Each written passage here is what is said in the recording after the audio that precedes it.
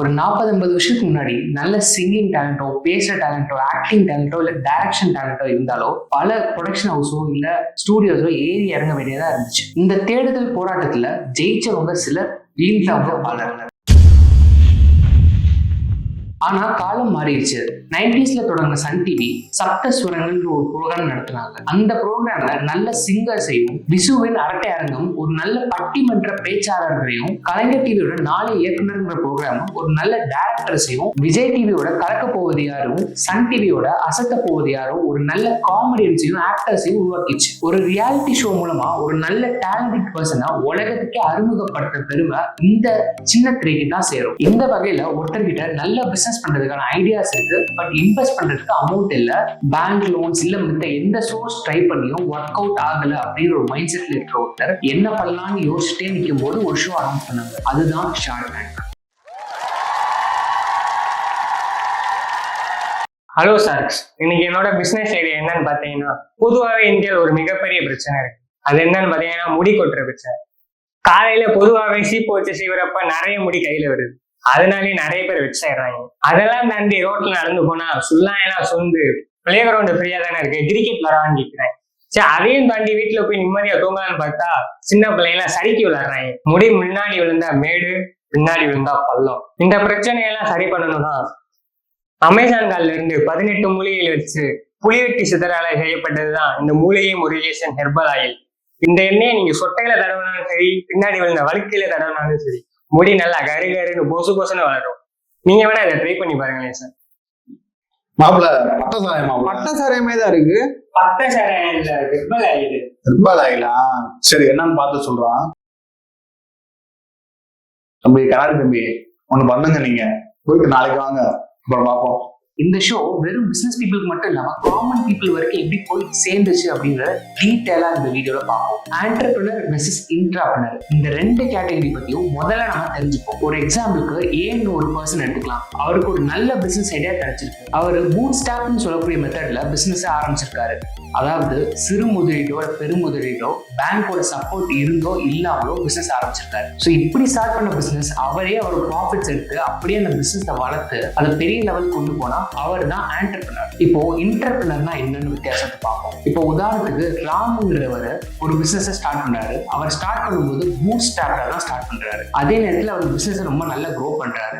அதே நேரத்தில் லக்ஷ்மணன் ஒருத்தர் அதே பிசினஸ் நெக்ஸ்ட் லெவல் க்ரோத்துக்கோ இல்ல வேர்ல்டு வைட் டிஸ்ட்ரிபியூஷனுக்கோ நியூ ஐடியாஸை கிரியேட் பண்றாரு. அதாவது சிம்பிளா சொல்லணும்னா, ராம் இந்த பிசினஸ் அடிப்படையில இருந்து ஒரு ஸ்டேஜுக்கு கொண்டு வராரு. அப்புறம் வர லக்ஷ்மணா அந்த பிசினஸ் ரொம்ப பெருசா டெவலப் பண்றாரு. இந்த டெவலப் பண்றவர் தான் இன்ட்ராபிரினர். இது ஷார்க் டேங்க் பத்தி தெரிஞ்சுக்க உங்களுக்கு ரொம்ப ஹெல்ப்ஃபுல்லா இருக்கும். முதல்ல ஷார்க் டேங்கோட ஆரிஜினை பார்ப்போம். இந்த ஷார்க் டேங்க் அப்படிங்கிற ஐடியாவை எங்க இருந்து தொடங்கிச்சுன்னா ஜப்பான்ல இருந்து தொடங்கிச்சு. முதல்ல 2001ல டிராகன் டென் அப்படிங்கிற ஒரு ப்ரோக்ராம ஆரம்பிச்சாங்க. ஒரு தொழில் முனைவோர் பல முதலீட்டாளர்கள் முன்னாடி தங்களோட பிசினஸை பிட்ச் பண்ண ஆரம்பிச்சாங்க. சோ இதோட நோக்கம் என்னன்னா, பிட்ச் பண்றவங்க முதலீடு செய்யறவங்களை தன்னோட பிசினஸ் ஐடியா வச்சு கவர்ந்து இழுக்கணும். அப்படி ஒருவேளை முதலீட்டாளர்கள் இம்ப்ரெஸ் ஆகலன்னா அந்த பிசினஸை ரிஜெக்ட் பண்ணிடுவாங்க.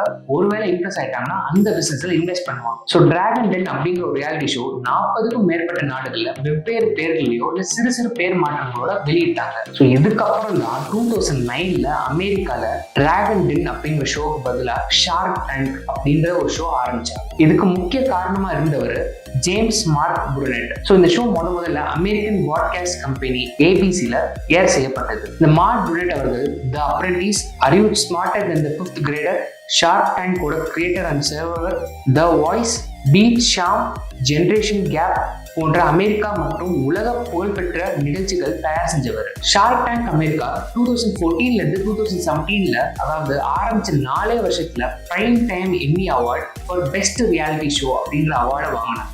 ஷார்க் டேங்கோட ஃபர்ஸ்ட் சீசன்ல இருந்த ஷார்க்ஸ் யாருன்னா கெவின் ஹாரிங்டன், டேமன் ஜான், கெவின் ஓ லாரி, பார்பரா கொர்கரான், ராபர்ட் ஹெர்ஜாவிக். ஸோ இவங்க எல்லாருமே இவங்களோட பிசினஸ்ல மிகப்பெரிய ஜாமான்கள். ஷார்க் டேங்க் 2009 ஆகஸ்ட்ல ஆரம்பிச்சு இன்னைக்கு வரைக்கும் 15 சீசன் சக்சஸ்ஃபுல்லா முடிச்சிருக்காங்க. ஷார்க் டேங்கோட காஸ்ட் அப்படிங்கிற அடிப்படையில ஏபிசில இருந்து இவங்க எல்லாருக்கும் இண்டிவிஜுவலா பேமெண்ட் செய்யப்படும். ஒருவேளை ஷார்க் டேங்குக்கு பிட்ச் பண்ண வர்றவங்களோட ஐடியா ஷார்க்ஸுக்கு பிடிக்காம போயிடுச்சுன்னா அந்த பிட்ச் பண்றவர் அந்த ப்ரோக்ராம் வந்து வெளியேற வேண்டியதா இருக்கும். ஸோ இந்த ஷோல ஒருவேளை ஷார்க்ஸுக்கு ஐடியா பிடிக்கலன்னா மென்மையாவும் ரிஜெக்ட் செய்யப்பட்டிருக்காங்க, ரொம்ப மோசமாவும் ட்ரீட் பண்ணி ரிஜெக்ட் செஞ்சிருக்காங்க. 2009ல இருந்து 2018 வரைக்கும் நடந்த ரியாலிட்டி ஷோல இது வரைக்கும் 40,000 ஆண்டர்பிரினர்ஸ் செலக்ட் செஞ்சு அதுல 1000 ஆண்டர்பிரினர்ஸ், 150 ஆண்டர்பிரினர், அப்புறம் 100 ஃபில்டர் பண்ணியிருக்காங்க. கடைசியில ஒரு எபிசோடுக்கு 4 ஆண்டர்பிரினர்ஸ்ன்ற வகையில பேச வச்சு ஆட் பண்ணியிருக்காங்க. First business deal of Shark டேங்கை பத்தி பார்ப்போம். இது August 9, 2009ல நடந்த ஒரு எபிசோட். வரலாறு சிறப்புமிக்க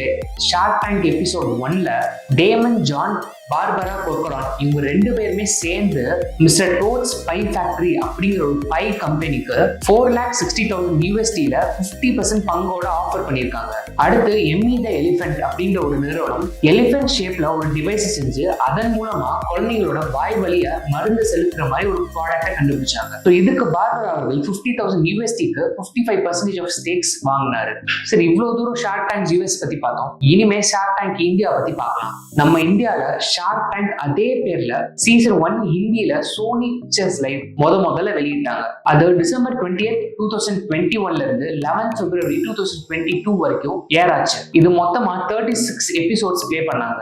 முதல்ல நடந்த ஷார்க் டேங்க் இந்தியால யார் ஷார்க் பேனல்ஸ் அப்படிங்கிறத பார்ப்போம். Ashneer Grover, ex managing director and co-founder of BharatPe, Aman Gupta, co-founder and chief marketing officer of Bolt, Anupam Mittal, founder and CEO of Shaadi.com and People Group, Ghazal Alak, co-founder and chief mama of Mama Earth, Namita Thapar, executive director of M-Cure Pharmaceuticals, Piyush Pansal, co-founder and CEO of Lenskart, Vinita Singh, CEO and co-founder of Sugar Cosmetics.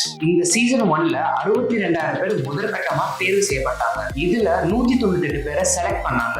இதுல வெறும் 62 பேருக்கு மட்டும்தான் business deal shark மூலமா கிடைச்சது. இந்த season 1ல கிட்டத்தட்ட 67 ஆண்டர்பிரினர்ஸ்க்கு அவங்களோட start அப்புக்காக $42 கோடி ஷார்க்ஸ் இன்வெஸ்ட் பண்ணிருக்காங்க. இது February 11, 2022ல gateway to the Shark Tank அப்படின்னு சோனி டிவியால லைவ் செய்யப்பட்டது. இந்த சீசன் 2 January to March 2023ல 51 எபிசோட் பிளே ஆச்சு. இந்த சீசன்ல பியாண்ட் டேங்க் அப்படிங்கிற பேர்ல சீசன் 1ல வின் பண்ண ஆண்டர்பிரினர்ஸோட சக்சஸ் ஸ்டோரியும் ஜேர்னியும் அனலைஸ் பண்ணி பார்க்கறாங்க.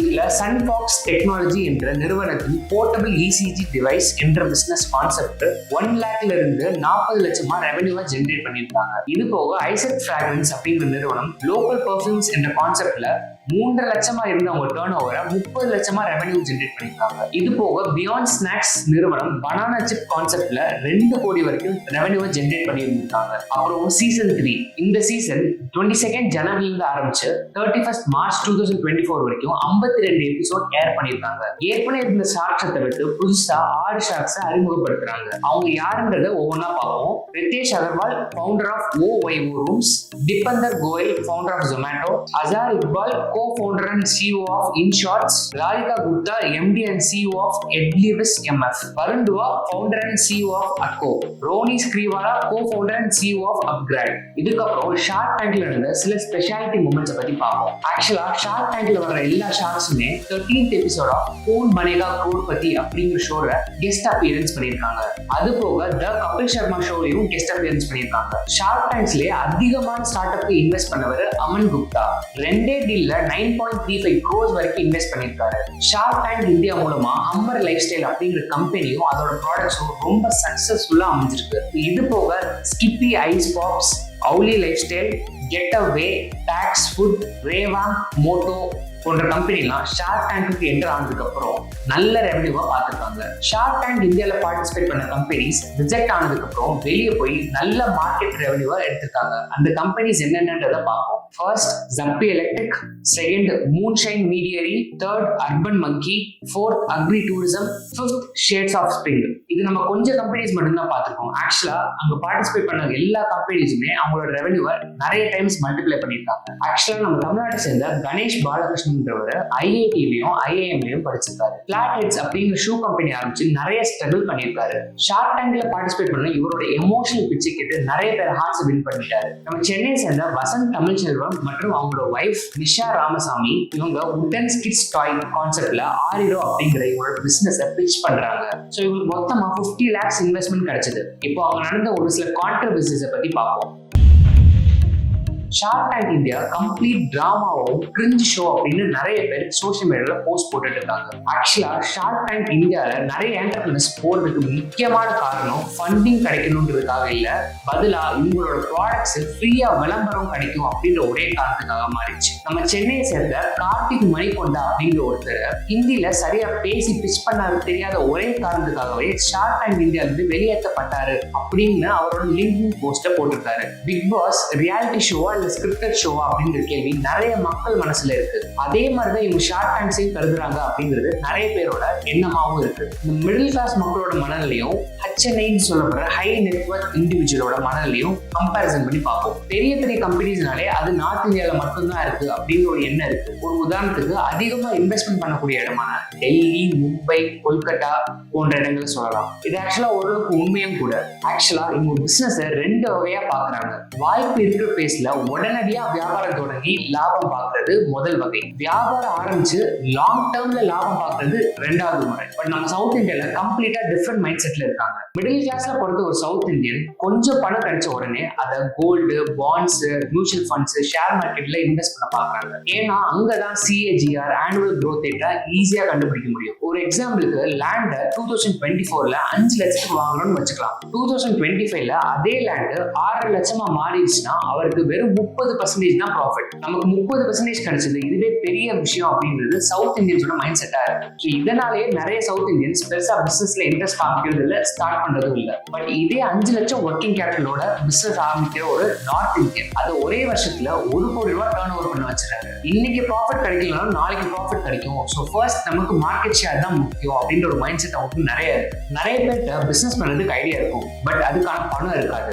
இங்கதான் HNIன்னு சொல்லப்படுற ஹை நெட்வொர்க் இண்டிவிஜுவல்ஸ். பொதுவா 5 கோடி ரூபாய்க்கு மேல இருந்தா HNIன்னு சொல்லிக்கலாம். இவங்க எல்லாரும் ஒண்ணு கூடி மித்த பிசினஸ் பீப்புள் மேல காசை இன்வெஸ்ட் பண்றாங்க. இதன் மூலமா பிசினஸ் பண்றவங்களுக்கும் growth கிடைக்குது, இவங்களும் உங்க காசை மல்டிப்ளை பண்ண மாதிரி ஆயிருக்கு. இப்போ தமிழ்நாடு கவர்மெண்ட் இனிஷியேட் பண்ண ஸ்டார்ட் அப் தமிழா பத்தி பார்ப்போம். இப்போ நம்ம தமிழ்நாட்டுல ஸ்டார்ட் அப் TN அப்படின்ற ஒரு கான்செப்ட்ல பிசினஸ் பீப்புளுக்கு ஹெல்ப் பண்ற மாதிரி ஒரு ஆர்கனைசேஷன் கொண்டு வந்திருக்காங்க. இது எக்ஸாக்டா நம்ம ஷார்க் டேங்க் தமிழ் அப்படின்னு கூட சொல்லலாம். எஸ், ஆக்சுவலா இங்க நிறைய investors, entrepreneurs and viewers participate பண்றாங்க. நம்ம ஏற்கனவே சொன்ன மாதிரி HNIs நிறைய லேக்ஸ்லயும் க்ரோர்ஸ்லயும் இன்வெஸ்ட் பண்ணலாம். இதன் மூலமா தமிழ்நாட்டுல நிறைய ஸ்டார்ட் அப்ஸ் புதுசா உருவாகும் அப்படின்றதான் கான்செப்ட். ஸ்டார்ட் அப் தமிழா பிசினஸ் ரியாலிட்டி ஷோல நிறைய செலிபிரிட்டி ஸ்டார்ஸ் எல்லாம் இன்வெஸ்ட் பண்ணிருக்காங்க. உதாரணத்துக்கு நயன்தாரா இன்வெஸ்ட் பண்ணிருக்காங்க. தைரோகேன் ஃபேமஸ் டாக்டர் வேலுமணி 50 கோடி ரூபாய் வரைக்கும் இன்வெஸ்ட் பண்ணிருக்காரு. இது போக ரிஃப்ளெக்ஸ், நேட்டிவ் லீட் போன்ற கம்பெனிஸ் க்ரோர்ஸ் கணக்குல இன்வெஸ்ட்மெண்ட் வாங்கியிருக்காங்க. இது நம்ம தமிழ்நாட்டு ஸ்டார்ட் அப்ஸ்க்கு ஒரு வரப்பிரசாதம்னே சொல்லலாம். ஸோ இந்த பகுதியோட கடைசிக்கு வந்துட்டோம். உங்களோட கனவுக்காக நீங்க ஓடலைன்னா மத்தவங்க அவங்களோட கனவுக்காக உங்களை ஓட வைப்பாங்க. இந்த மாதிரி நிறைய பேர் சொல்லி கேள்விப்பட்டிருக்கோம். ஆக்சுவலா அது கொஞ்சம் உண்மையே கூட. ஒரு கம்பெனில 9 to 6 ஜாபுக்காக ஒர்க் பண்ண பிடிக்காத மக்கள் நிறைய பேர் ஒரு பிசினஸ் ஆரம்பிச்சு அதை பயங்கரமா ஜெயிக்க முடியும் நம்பிக்கையுள்ள பல பேர் ஒரு சின்ன துரும்பு கிடைச்சா கூட அதை பிடிச்சே கரையேறிடுவாங்கன்னு சொல்லுவாங்க. ஸோ அப்படி வீடியோ பார்க்க உங்கள யாராச்சும் ஒருத்தர் ஒரு பிசினஸ் கான்செப்டை நல்லா உள்வாங்கி மற்றவங்களோட பிசினஸ் மேல இன்வெஸ்ட் பண்ணி அவரோட வாழ்க்கைக்கு ஒரு ஒளி ஏற்றினா அதுவே புதிய கல்விக்கு கிடைச்ச மிகப்பெரிய வெற்றியா இருக்கும். அடுத்த ஒரு எபிசோட்ல பார்ப்போம். நன்றி, வணக்கம்.